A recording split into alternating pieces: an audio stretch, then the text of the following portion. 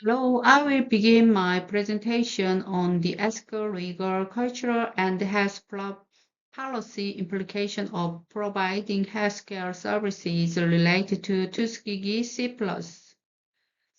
This study was conducted by the U.S. Public Health Service from 1932 to 1972 and involved 600 African American men in Tuskegee, Alabama, with 399 men with syphilis and 201 men without syphilis as a control group. The study was conducted to find out how untreated syphilis progressed naturally. The researchers did not treat the men with syphilis despite the existence of penicillin and continued to follow these men. Over time, the study treated the participants in an unethical manner, disregarding the ethics of medical professionals being good to patients, treating patients in a dishonorable manner, regarding the informed consent and observing the course of syphilis despite the knowledge that untreated syphilis would lead to death. Let me explain why it became the center of controversy. The original purpose of this study was to observe the natural course of syphilis and to inform the treatment of syphilis. However, by deceiving the participant by claiming free health care and taking advantage of the fact that African Americans have a unique funeral culture, they deceiving them by offering funeral insurance, allowing autopsies after death, and falsely stating that those with syphilis were being treated for bad blood. Then in 1940, the medical staff, including doctors involved in the study, collectively did not inform the African American men about their bad intentions regarding the treatment of penicillin, which was known as a treatment of syphilis. This is a false statement about the study, the lack of treatment, and a self-disregard for the ethical aspects that medical professionals should naturally observe regarding the right and welfare of patients. It remains the most racist and unethical incident in American history, or the history of the world, against African American men who were socially disadvantaged at the time.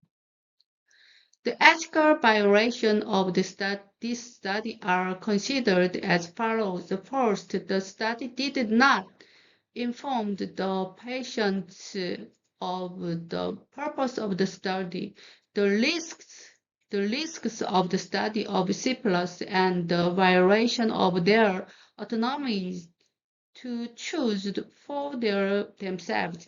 Second, the participants thought they were being treated for syphilis, which means the researchers deceived and misinformed the participant. Finally, they did not inform the participant that if syphilis is not treated, syphilis will spread in the community. This violates the basic ethical principles of medical practice and has led to distrust of medical care among African American men. The Tuskegee study led to the development of ethical guidelines such as the Institutional Review board and the Belmont report, ethical oversight and reform, and the need for cultural competence that respect the history or background of ethical monitors, not only for African American men. Next, I would like to talk about three aspects of the ethical and legal issue of the Tuskegee study.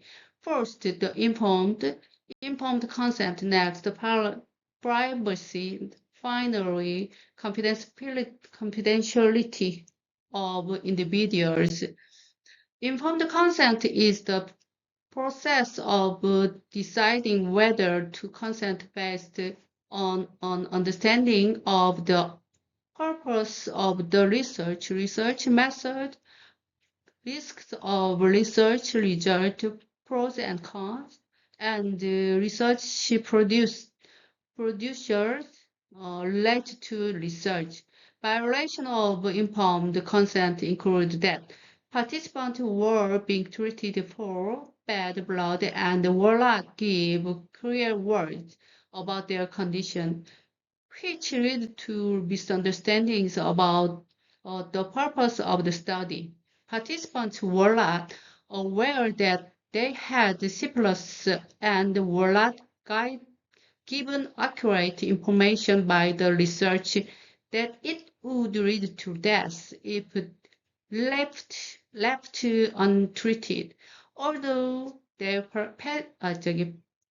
Although penicillin was known as a treatment in 1940s, the researchers considered this information and the opportunity to choose a treatment.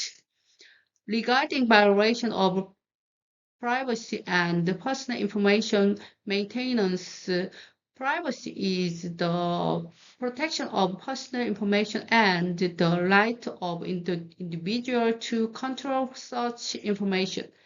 The problem with the Tuskegee syphilis study was that personal information about participants was used for the researchers' private and malicious purposes without the individual's consent. Confidentiality of personal information means that information about the individual must be kept safe and must be disclosed without the individual's consent. The Tuskegee syphilis study shared and documented the information of research participants without the participants' permission, which led to distrust of medical care among African American men, a social vulnerable group. As for legal issue and consequences, first, at the time the Tuskegee syphilis study was conducted, there were no laws regarding informed consent or institutional review for participants. So participants had no legal protection. As public interest increased due to the disclosure of research results, new laws began to be enacted, starting with the National Research Act of 1974. This law required institutional review boards to supervise research participants and their research. Second, African American men who were a socially vulnerable group at the time were exploited, and legal remedies and legal rights were ignored. As a result, the Belmont Report was published in 1979, which spoke of respect for people, mercy, and justice as a guideline for all researches. As for the social impact of the Tuskegee syphilis study, the unethical nature of the study led to a distrust of African American in medicine and recognition of the social welfare issues of the social vulnerable, vulnerable, vulnerable which lead to a deactivation of participants in medical research. In addition, the issue of exploitation of medicine, which was brought to light by this incident, showed the absence of cultural, social, and historical respect and highlighted the importance of trust building and cultural competence in the medical field. As for the impact on the medical profession, it was the establishment of ethical standards to protect research participants. These include the 1974 National Research Act, which include the obligation of institutional review, board of strengthened oversight of research. The 1979 Belmont Report, which established the core ethic of research, respect of humanity, mercy, and justice, and the right of informed consent and informed judgment of research participants. Way to mitigate research risks include healthcare providers must take the initiative to develop ethical research and cultural competency, create trust building program to build trust in healthcare among African Americans in the community and provide quality consent for healthcare providers to improve the quality of healthcare and understand of cultural background of patients. Legal and ethical principles include the Belmont Reference Institutional Review Boards and the Code of Ethics. These ensure patients' rights to participate in research, their safety and the autonomy of their participation in research. First, let's look at the Belmont Report. It is a human respecting aspect that explains the patient's right to make informed decisions and the individual's right to informed consent. Second, it is a principle of good faith that allows the research participant to enjoy the minimum harm and maximum benefit in various aspects. Third, this is about justice that aims for fairness in selecting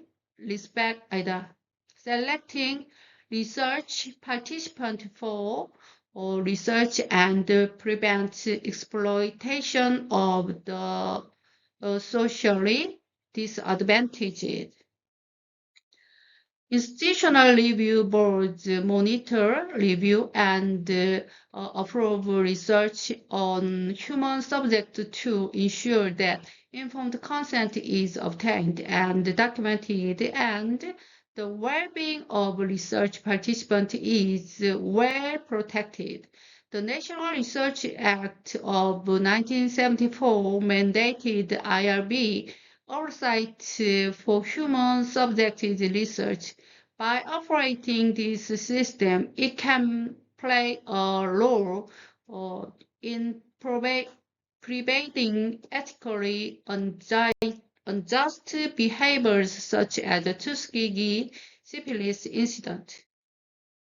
The Code of Ethics for Health Care Providers clearly states the first, they should not harm patients. Second, they should respect the patient's right to make informed and autonomous